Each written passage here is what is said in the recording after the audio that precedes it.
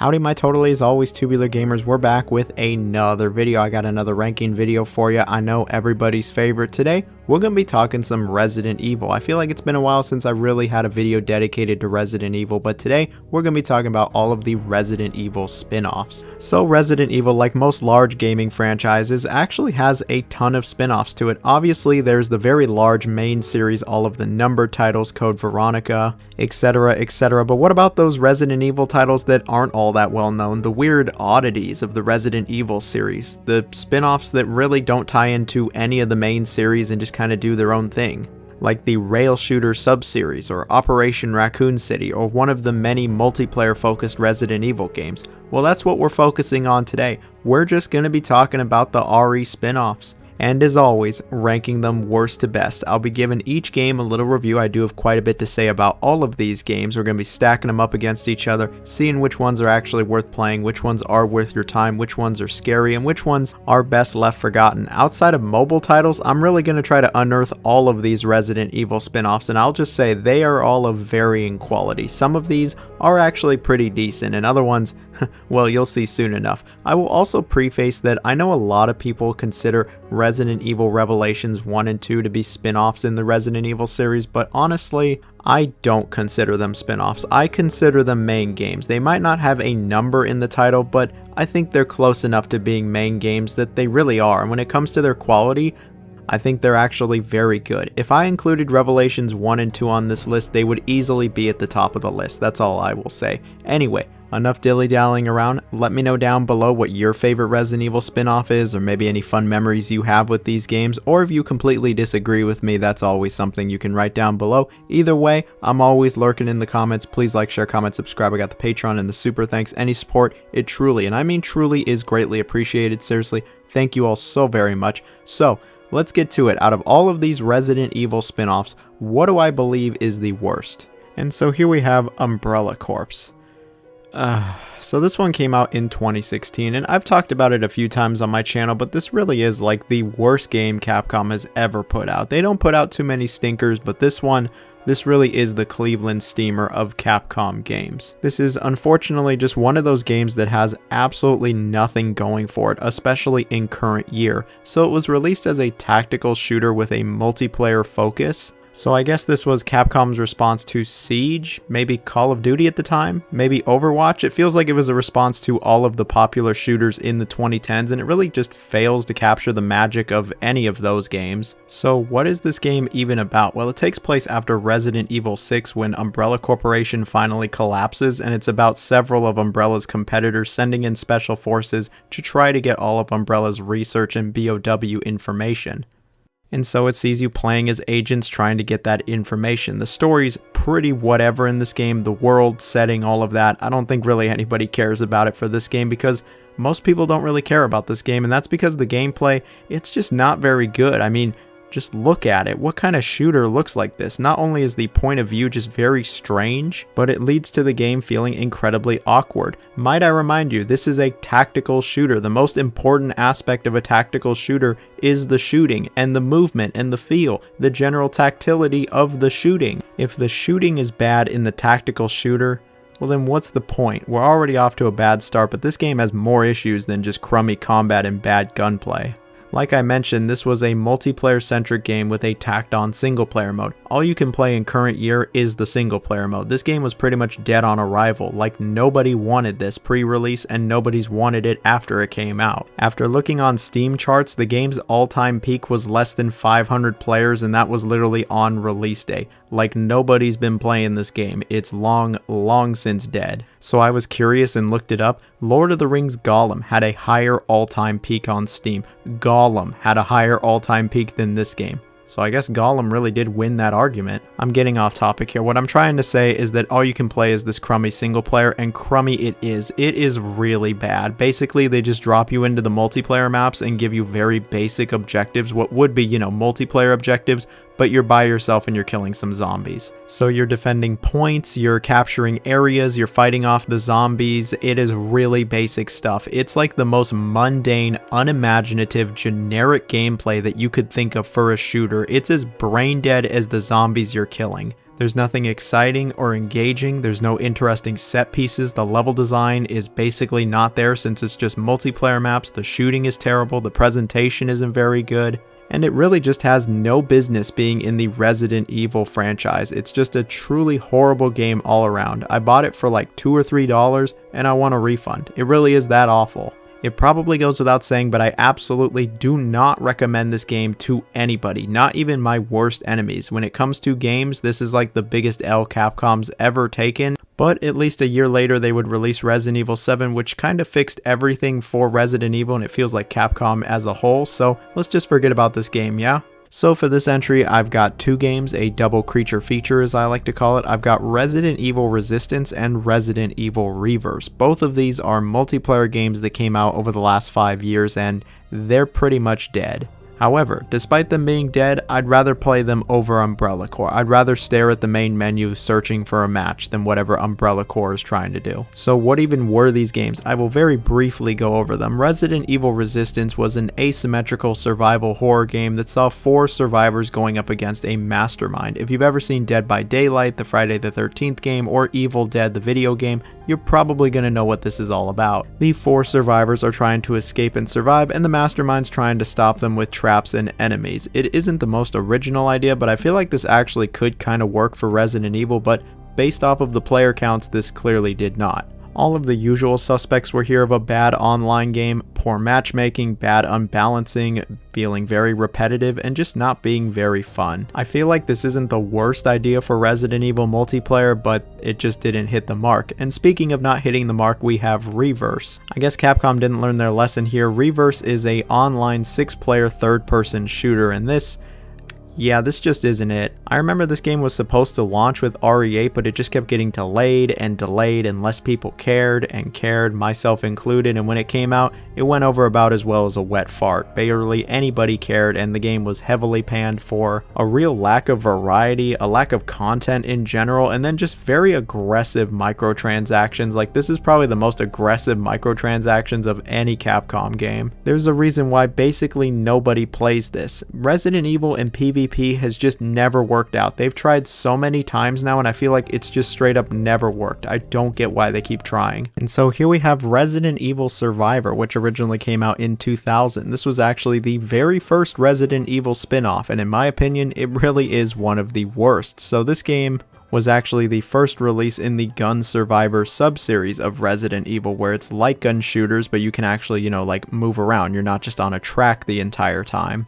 So the plot of this game is interesting, I guess. It's not really connected to the other Resident Evils. It sees this helicopter flying over this island known as Sheena Island, but it actually crash lands on it. The pilot gets out and has amnesia. He has no idea where he is, and he just wants to get the hell off this island, and that's all I'm gonna say for the story, but it is really nothing special. It's generic even for a Resident Evil game, and the gameplay really doesn't fare any better. So this is a light gun game, and if you don't know what a light gun is, well, you're probably pretty young. It's not like Fortnite, and there's no Skibbity Toilet Rizzler or anything like that. You would have a physical gun and point it at the screen to aim and shoot, kind of like House of the Dead. But this game's biggest issue by far is that the North American release does not support any light guns. They actually took the light gun support out at the last minute, and they want you to use a controller the entire game. You can play other versions of this game which do support the light gun, but I am a US citizen. I've only ever tried the North American version, and all I gotta say is playing through this game with a controller really is just a dreadful experience. Most of the time playing a light gun shooter with a controller is not a very good experience, but there are a few that are pretty decent. House of the Dead 3 on Xbox is one of those rare examples. This game though, oh absolutely not. This is terrible. This controls terribly, it feels terrible, it's ultra imprecise and stiff, like it just does not feel good by any stretch of the imagination. It is one of the worst feeling first-person shooter, light gun games, whatever you want to call it, that I have ever played. It truly feels like shit. It's kind of hard to describe unless you've played it, but you don't want to play this. Outside of the controls being terrible, which already just seriously gimps the entire experience, it really is nothing special. You'll go around on this island solving some very rudimentary, basic puzzles and shooting basically everything that moves. This game feels like a chore through and through as you slowly move through environments, awkwardly shooting zombies and solving the most basic of puzzles. I didn't find it entertaining, engaging, and most importantly, I didn't really have any fun with this game at all. It takes around an hour and a half to 2 hours to finish, and I was just kind of waiting for it to end. The presentation was also just terrible for the time, and it's aged even worse. This came out in 2000. You could have told me this was an early PS1 title and I would have believed you. The loading screens take forever too for some reason. This really is one of the worst light gun games I've ever played. It's one of the worst zombie games I've ever played, and I think it is one of the worst Resident Evil games. And I'm sure there'll be that one person who will go, just play one of the versions with the light gun. Am I really missing out on anything here? Is playing with the light gun really going to change my experience with this game all that much? I really have no interest in ever touching this game again, and I don't think anybody else should try it either. There was actually a sequel to this game, Resident Evil Survivor 2 Code Veronica, which was not released in the US. I've never played it, and based off of this game's quality, I don't really ever want to either. Resident Evil Survivor doesn't need to be a survivor. This one can be left for dead. It's not worth your time. And so here we got Resident Evil Operation Racoon City. Now, I got some real beef with this game. I've had beef with this game for a very long time. This game came out in 2012. I remember I was very excited for this game. I didn't play Resident Evil Dead Aim, so to me, this was the first Resident Evil where you could move and shoot. I was rather excited to go back to Racoon City. It had been a while. I saved up all of my money for this game. I was still in high school, so I didn't really have much money, but I saved all my lunch money. I scrounged around for as much money as I possibly could. I remember looking under my bed, finding all of my coins, just so I could get this game on release day. And I managed to save up for it. I remember getting it after school the day it came out, coming home and playing it for a few hours and just being so disappointed. I remember beating it like a day or two later, messing around with the multiplayer and just kind of hating this game. I hated that I saved up so much money for it and was looking forward to it for such a long time. I felt so stupid and betrayed. I ended up getting rid of the game just a few days later and almost never looked back. I got it a few years later on PC for like a few dollars, but you can't even play the PC version anymore since it used games for Windows Live. And so here we are over a decade later, and do I still hate this game? Yeah, I still kind of do hate this game, but I can see now that it isn't the worst Resident Evil game ever. There truly are worse RE games, but it still is and always will be Operation Racoon Shitty to me. So the premise, it still is decently interesting. It's like a non-canon, just kind of hypothetical scenario that takes place around the same time of Resident Evil 2 and 3, when Racoon City has truly gone to shit. And the game sees Umbrella sending in a bunch of private military contractors to really just kind of clean things up here. And so a bunch of fan favorite locations and characters do show up here. Leon, Sherry, Claire, Jill, Nemesis, they do show up here, but things play out very differently from how they do in the main series. That's why it's a hypothetical scenario. But an interesting plot or premise doesn't automatically mean it's going to be a good story, plot, and have good characters. This game is total proof of that because none of it is really good when it comes to the plot or story or characters. It's just all kind of there. The writing feels a bit nonsensical at times, and the characters, they're pretty generic. Even the fan favorite characters don't feel like the fan favorite characters. There's actually multiple endings as well, and these endings are just beyond stupid. Like, I still remember my initial feeling all those years ago when I got the ending where you kill Leon, and I was just like, well, that was fucking stupid. There is actually 2 campaigns here, USS and Spec Ops, but it doesn't really matter. The story still sucks. But a lackluster story is not the only issue this game has. When it comes to the gameplay, it's a very standard, generic third-person shooter that takes place in the world of Resident Evil. I will start off by saying yes, you can move and shoot, and it doesn't feel terrible. The gunplay is not atrocious in this game. It doesn't feel particularly nice, and the movement isn't amazing, but it's not the worst I've played on 360. I certainly wish it felt tighter though, like Gears or SOCOM, which is clearly what they were trying to emulate here, but with zombies. So yeah, it's a pretty generic third-person shooter that sees you killing lots of zombies and Resident Evil creatures. You really are just moving forward pretty much the entire time, annihilating everything in your path. There's a few different classes to choose from, and while they all do have special abilities, it still all feels relatively similar. Shoot pretty much everything, toss some nades, and then you've got some special abilities thrown in there, and yeah, that's pretty much Operation Racoon City's gameplay. The game doesn't have any interesting level design. It's all very linear. It feels incredibly bland, and there's not really any exciting set pieces. Like, there are set pieces in this game, but they just totally fall flat. And all of this just leads to a very dull, unexciting, generic campaign that really barely even feels like a Resident Evil game. Sure, Resident Evil enemies and occasionally characters are there, but this doesn't feel anything like an RE game. It feels like a budget knockoff shooter of Gears with zombies in it for some reason.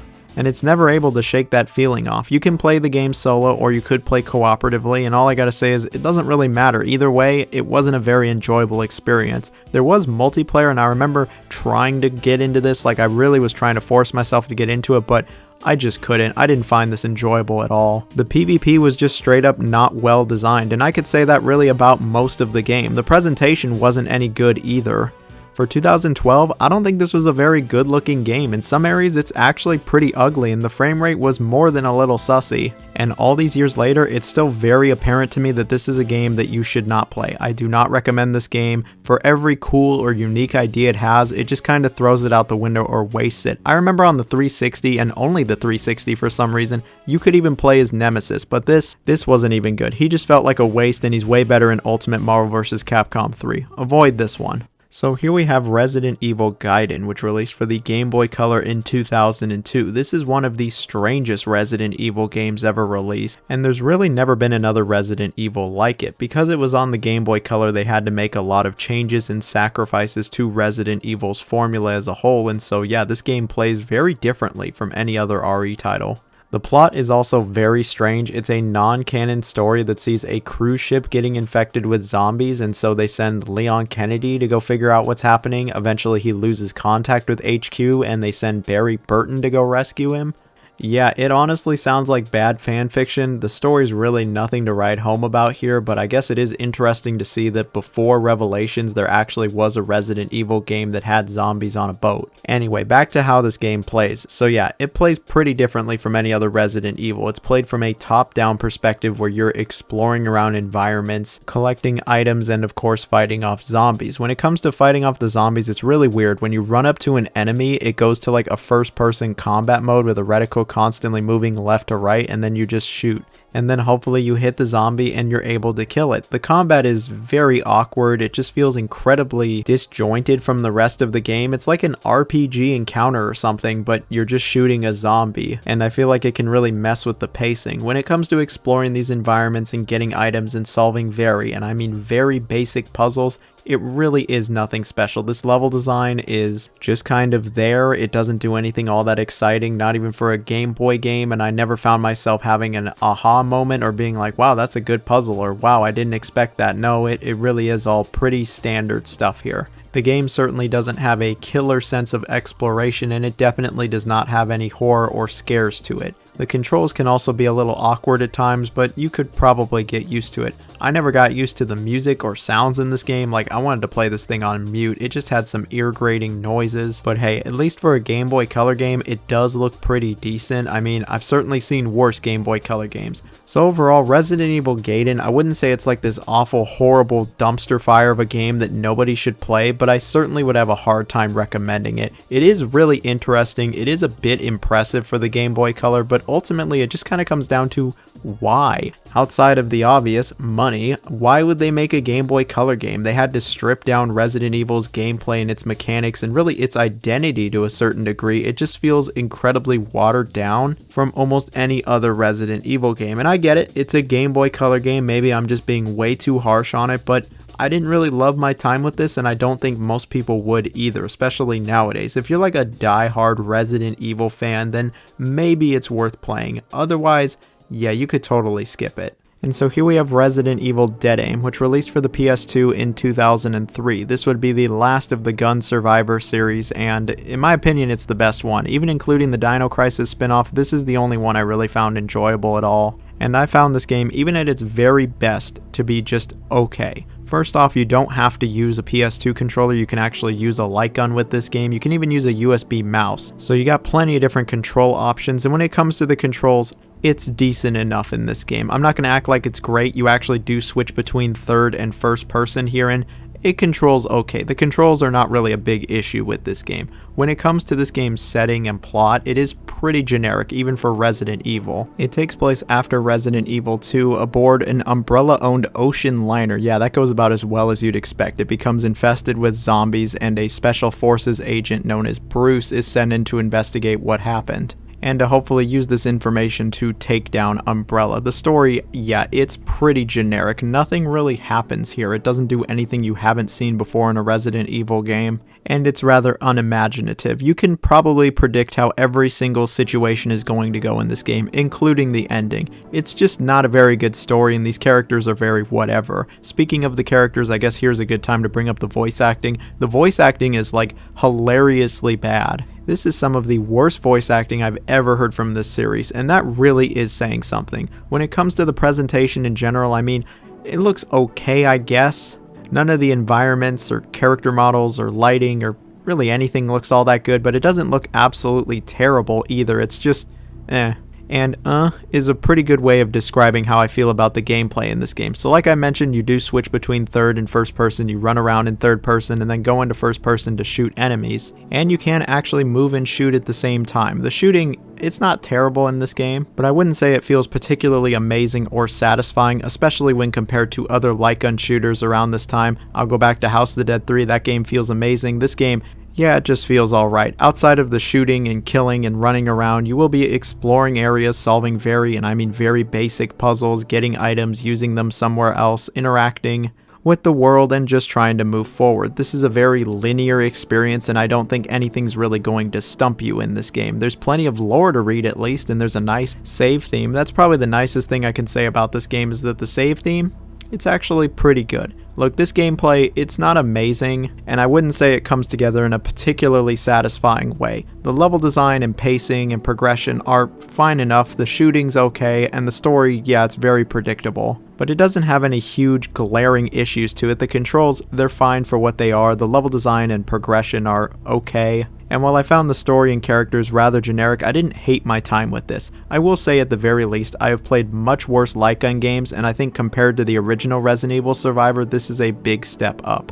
So even though it doesn't do anything terrible, I don't think it does anything particularly well either. It's just a very mid experience. And when it comes to recommending this game, I can only recommend it to people really who like light gun shooters and the most die-hard of Resident Evil fans. It's not a complete waste of time, but there are many better RE titles you could play instead of this. At the very least though, give the save theme a listen. It's pretty good. And so here we have Resident Evil The Mercenaries 3D, which released for the 3DS in 2011. Now, I love the Mercenaries game mode, especially in Resident Evil 4. I actually played quite a bit of it, and I always thought it was a fun little distraction. So I understand why they would make a Resident Evil game that is just the Mercenaries, but then they released it on the 3DS, which was always an interesting decision. But it's what we were given, and you know what? This game, it ain't so bad. It really is a combination of Resident Evil 4 and 5's Mercenaries mode, so it's got a bunch of maps from RE4 and 5, it's got a bunch of characters from the overall series, and it really is more of the Mercenaries. If you bought this game expecting it to be anything else, well, you kind of set yourself up for failure and you played yourself. I will say though, it's very strange you can't play as Leon in this game. You can play as Barry, Rebecca, and even Hunk, but no Leon. Anyway, when it comes to the gameplay, if you haven't played Mercenaries mode before in a Resident Evil game, you're basically dropped into this area and are told to just kill everything. Kill as many zombies and enemies as fast as you can. You can link combos together. If you kill enemies quick enough, you can hit these like time crystal things to get more time. And you'll be running all over these maps trying to defeat everything as fast as possible. The Mercenaries was fun the first time it showed up. It's still fun to this day. Since it is on the 3DS, it tries to utilize both screens. The top screen really has all of the action, while the bottom screen is like your inventory. And it works well enough. Each of the characters even have their own special abilities, and you can get skill points for them, but honestly, this really doesn't change the gameplay all that much. It is just the Mercenaries at the end of the day, and while I think this game is fun, especially in short bursts, there's a reason the Mercenaries was only a special little game mode thrown in as a bonus rather than being its own game. It's pretty limited when it comes to the variety, content, and just the general appeal of the game. If you've never liked the Mercenaries game mode, then you're gonna hate this game because that's all it is. But even as somebody who does like the game mode, yeah, there isn't a lot to this game. You play all of the maps once or twice, you try out all of the characters, and that's pretty much it. At most, you'll have a few hours of fun, and then you'll probably move on to another better RE title. At least when it comes to the presentation, yeah, this is a good looking 3DS game. Solid character models, environments, frame rate was alright, even the animation is pretty decent. This game is alright, it's not any more than it ever claimed to be, and you know, sometimes that's all you need in life. If you're like a die-hard RE fan, or maybe you want some fun, quick little games on your 3DS, this might be one to try. So here we got Resident Evil Outbreak, which released for the PS2 in 2004. Now, I never played this one when I was younger, I just thought it was a crummy spin-off, but over the years I've heard a lot of people actually say that this is one of the better spin-offs in the Resident Evil series, so I was eager to try it, and after trying it, yeah, it's okay.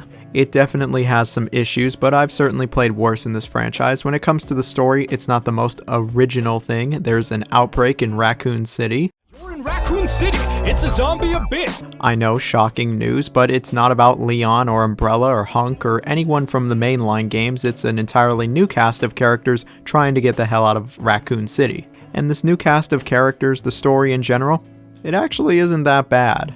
Yeah, it's not exactly original, the characters aren't the most memorable, and the voice acting, it is a little cheesy, but at least it feels like they kind of tried with this story and these characters. It wasn't super generic and bland, but I wouldn't say it was anything imaginative or creative when it came to the story and its characters and where everything goes. Throughout the game, you even get to make choices, and while the consequences are very minor, a few things can change. But it certainly could have been worse. When it comes to actually playing this game, you gotta realize that Resident Evil Outbreak was a multiplayer focused title, but I'm not talking about PvP or you going up against the other players. No, you were all supposed to work together to get through these levels and eventually escape Racoon City. It would be you and 2 other players, but if you play this game in single player, you have 2 AI joining you. This was a PS2 game, so yeah, it doesn't exactly go online. Capcom actually shut the servers down just a few years after this came out, so I've only ever tried this game in single player, and that's all I ever plan to try it in. Interestingly enough, in these levels you also do have a timer. You're actually infected with the T-virus, and you're constantly getting closer to zombification. And if you get attacked by enemies, it just goes up even faster, and so you can actually do hella good in this game, but if you're taking too long to get through these levels, your ass is grass. When it comes to the actual moment-to-moment gameplay though, it is a classic survival horror game, complete with fixed camera angles, tank controls, and item management. I would say it's most comparable to the Resident Evil remake or Resident Evil 0 versus the PS1 titles. It was some of the last original survival horror gameplay that you could get from this series, and it certainly was starting to show its age. With it being, you know, a multiplayer title, you can't really pause the game either. You'll open up your inventory to do something and the zombies are still walking around and they can still wreck your shit. At the very least, it adds to the tension, and the game can be kinda scary at times. So yeah, you're investigating these areas, you're picking up items, solving very basic puzzles, and killing plenty of zombies. If you're in offline mode, then you'll have 2 AI companions running around, and I'll be honest, this is so annoying. The 2 AI run around picking shit up and not really actually fighting off the zombies, and so what you're stuck with is you essentially babysitting 2 AIs that don't really do anything. You're just swarmed by zombies and you're looking for all the items you need in order to complete these levels, only to find out that the AI actually picked them all up a few rooms earlier and you gotta go find them to then get the items and solve the puzzle. And they want you to do this for 5 separate scenarios, 5 different areas, and like I already mentioned, you're basically timed in these levels. On top of this, there's actually several different characters that you can choose from, and they all have their own special abilities and little quirks. And part of the game is also understanding what each one of these characters actually does. And so what all of this leads to is a lot of trial and error. You running around looking for your companions, trying to figure out what item you actually need, where they came from, where things go, fighting off all of the zombies. And as I was playing this, I was just like, man, this is really not coming together for a single player game. Like, this game really was focused on having other people join you, and it very much focused on like the actual teamwork aspect and everyone working together in order to get to the end of these levels. And so when you're playing it by yourself, yeah,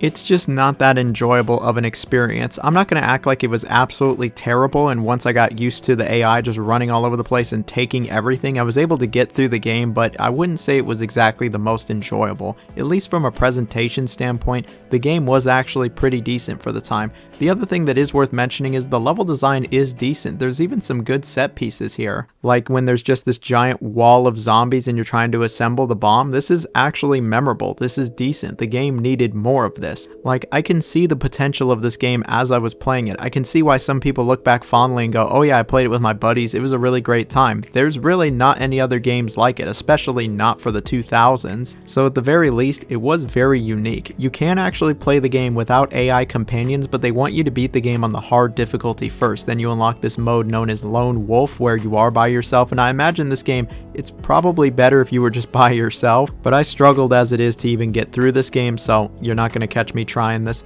If I played this game with other people and we were all communicating together, I probably would have thought a lot higher of this game, but as it stands, I think this game at best really is just alright, and I think outside of the die-hard Resident Evil fans, you could probably skip it. But there must have been some success to Outbreak, because here we have Resident Evil Outbreak File number 2. So this game came out for the PS2 in 2005, and it actually came out after Resident Evil 4, so this very much is the last of the classic survival horror gameplay that RE1 started. When it comes to the plot, it's pretty much the same as the first Outbreak. The same 8 characters return from the original game, and it's still about them trying to get out of Racoon City, only now they go through 5 different areas. And like the first game, you do get to make a few choices throughout, but it doesn't really have that large of an impact. The story and the characters, yeah, it's fine. I'd say it's just as good as the first game, and there are actually some memorable moments here. So when it comes to the moment-to-moment gameplay, it is very, and I mean very similar to the first Outbreak. It was still multiplayer focused, where it saw you going online with now up to 4 people all trying to escape Racoon City together. But like the first game, the online was shut down pretty fast. Eventually there were fan servers that came up, but I've never tried this game in multiplayer like the first one. I just tried it in offline mode where you have 2 AI companions. And like the first game, you get to choose between the 8 different characters, and they all have special little abilities and quirks. Some of them even have new abilities and they're given extra items. But when it comes down to it, the core gameplay really is the same as the first Outbreak. You still are infected with the T-virus, so you're basically on a timer for all of these missions, and you're looking for items, solving very basic puzzles, reading little lore notes, and fighting off enemies. I would say the gameplay for the most part is nearly identical to the original games. You just have new scenarios to go through. So why is this game higher? Well, I kinda like the scenarios more in this game. They feel more unique, they're more individualized, and I actually think there are some decent set pieces here. The first scenario where you're at the zoo, this is pretty cool. This is actually memorable, and you fight like a zombie elephant. There's one where you go through like a forest, there's this abandoned hospital where there actually are some different choices that can be made here, and in general I found these scenarios slightly more entertaining than the first game, but the actual gameplay, it really is the same. It still has classic controls, fixed camera angles for the most part. The shooting and survival elements are pretty basic and nothing really special here. The AI are still running around like dumbasses collecting stuff and not really fighting anything off, so you're still managing everything yourself basically. The pacing can be kinda all over the place, and it is very clear that this game was meant to be experienced with other people and to actually have some real teamwork. So of course, I didn't do that, and I didn't play it in the most ideal conditions, and now I'm not so happy with the game. Even though it's a marginal improvement on the original game, I still don't really know if I could recommend it. I think die-hard survival horror fans and Resident Evil fans should only try this after they've tried several other Resident Evil games that I think are much better than this. But if you absolutely just need more original, classic survival horror gameplay from Resident Evil, I mean, yeah, you could try this. You could also just go back and replay the older games, but you could totally try this as well. And I think you'll have a mild amount of enjoyment with this one. I really don't have all that much to say since it is so similar to the original game, but if you liked Outbreak 1, you'll absolutely like Outbreak Files number 2. So here we have Resident Evil The Umbrella Chronicles, which initially released for the Wii in 2007. So a few years after the Gun Survivor series finished up, they'd go back to rail shooters with the Umbrella Chronicles. This game though has a very interesting premise. It's actually all about Umbrella, and it's from their point of view. The game is actually narrated by Albert Wesker, you know, like the main series antagonist. And I gotta say, it's kind of weird to hear him talk so much, but the game is essentially a retelling of Resident Evil 0, the Resident Evil remake, and Resident Evil 3, but now as a rail shooter. The game even throws in some new extra material after everything that, yeah, is pretty cool. I think the story is nice. I think these are they're good retellings, and I think it's very interesting to hear it from a different point of view than what we're used to. Sure, it's nothing all that new, and it's not exactly the most imaginative, but I think the story and the characters and all that, it was more than fine. When it comes to the actual gameplay, yeah, this is a rail shooter. Since it was on the Wii, you don't actually need a light gun, you can just use the Wii remote. The game was re-released on the PS3 where you can use the PlayStation Move, but I only have experience with the Wii version. I gotta say, the Wii was actually really great for rail shooters. It was kind of the perfect console for rail shooters, and I'm glad that this game was released on the Wii because it actually does control very well. It's accurate, it's easy to pick up and play. You really just aim, point, shoot, and it's as simple as that. It feels nice, the weapons are satisfying, there's a good impact, and yeah, I thought it actually did feel pretty decent. I'm not going to act like it blew me away or was some of the best controls or most satisfying gunplay of any rail shooter, but it felt a hell of a lot better than all of the gun survivor games, I will say that. And when it comes to this game's structure, pacing, format, it's a rail shooter through and through. If you've ever played a rail shooter, you'll immediately understand how this game works. You move on rails the entire time, it moves for you. You can kinda look around, but for the most part the game will move you forward and tell you what you're supposed to look at, and you just gotta shoot everything on screen. And then of course they throw in a little RE flair, you know, the herbs show up, there's grenades, there's different weapons to switch between, and plenty of Resident Evil foes to fight. Since these all are ultimately retellings of RE0, 1, and 3, you're going through major set pieces from those games, and I gotta say, it's pretty cool to actually go through these games in a first-person perspective and a rail shooter perspective. It's great when you recognize areas and events from the older games now recreated, recontextualized as a rail shooter. The RE3 section low-key is better of a remake than the actual Resident Evil 3 remake is. This time the giant worm actually does show up, but they really messed up my boy Carlos, like he's just completely off. But generally I think these are pretty good retellings, and this is a fun little rail shooter. I'm not going to act like it has the most deep or advanced gameplay, and it doesn't have the very best level design of a rail shooter, but yeah, it's a fun time. The game can be played cooperatively, but you actually have to unlock co-op mode, which I never really liked. I wish we could just play co-op from the very start. I'd love to play through all of these missions with a buddy, but it is what it is. At least graphically for the Wii, I think this is a pretty good game. I'm not going to act like it blows the roof off, especially for 2007, but you got to remember this was a Wii game. There's usually a decent amount of zombies on screen, and I think it looks fine enough. The game's got a decent length to it for a rail shooter, but I wouldn't say it's exactly the most replayable. I've never had like a burning desire to go back to Umbrella Chronicles, but I still think this is a good game overall.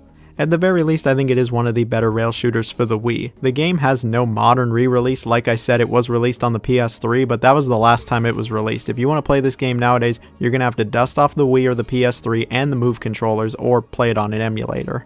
And that's a bit of a shame. I think the game should be re-released on the Switch. I think on the Switch this game would actually do pretty well, especially if it's paired with a certain second game. And at the end of the day, it is actually worth playing. This is not only a good rail shooter, but it's a good Resident Evil game. It's one of the very best spin-offs. And here we have Resident Evil The Dark Side Chronicles, which released initially for the Wii in 2009. So this game very much is the follow-up to the Umbrella Chronicles. However, it has a pretty different story. Part of the story is a retelling of Resident Evil 2 and Code Veronica, but there's actually some new stuff in there that takes place between Resident Evil 2 and 4, and it really actually does put a light on Leon and Krauser's relationship, and this is actually pretty cool. The story is pretty awesome in this game. The retellings of 2 and Code Veronica are good, but all this new stuff, I find it just incredibly interesting, and the Resident Evil 4 remake actually straight up references Dark Side Chronicles, and so it's like, yeah, the story, it's pretty good in this game, the characters are good, and if you're someone who loves the main series, and you love all the characters and lore and backstory, I think you're really going to enjoy this game's story. There's a ton of fan service, and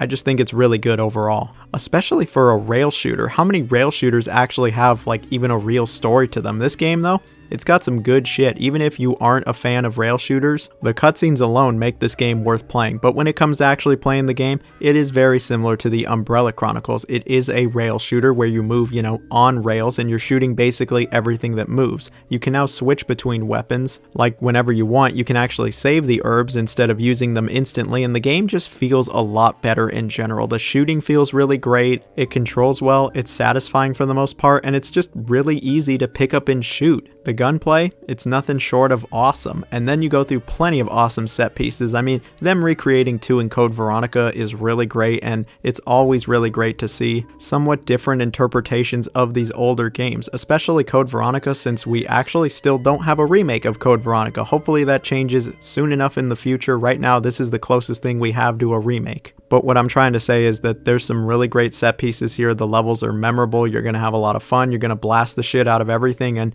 yeah, it actually feels pretty nice. There's even some rather basic puzzles that show up. And you know what? At least it gives this game some variety. Not that it really needed it. I mean, it's a rail shooter. You know what you're getting into with a game like this. But the most important thing about this game is that I actually had fun with it. Way more fun than I ever expected. Like, I thought maybe I'd have a little bit of fun. I thought Umbrella Chronicles was cool. But this game, no. This game is awesome. It really is one of the best rail shooters of all of the 2000s, and I just had a total blast. The presentation is also pretty decent for it. Again, for a Wii title in 09, yeah, I think it looks good. On the PS3 it probably looks a little better, but that original release, yeah, it was good. Overall, this really actually is a very good game. I very much recommend it to anybody that likes rail shooters or Resident Evil. I really do think that this is the best of the Resident Evil spin-offs.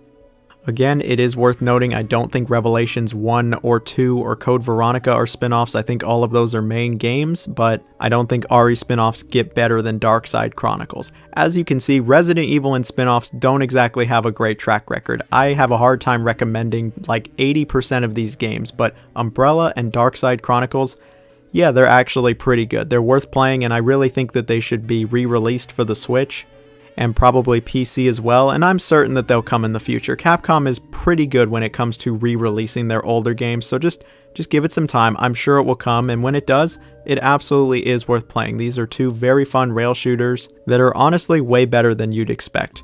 Alright, that's it for this video. I've been talking for quite a while now. I've been rambling for a bit. Hope you all enjoyed it. Let me know down below what your favorite Resident Evil spin-off is, or if you think there's even one good Resident Evil spin-off. If you made it to this part of the video, you can comment Hunk, because Hunk was in a lot of these games way more than I ever expected, and you know, he's Hunk. He's always been Hunk, and he always will be Hunk. So, I hope everyone has a great hunkin' day.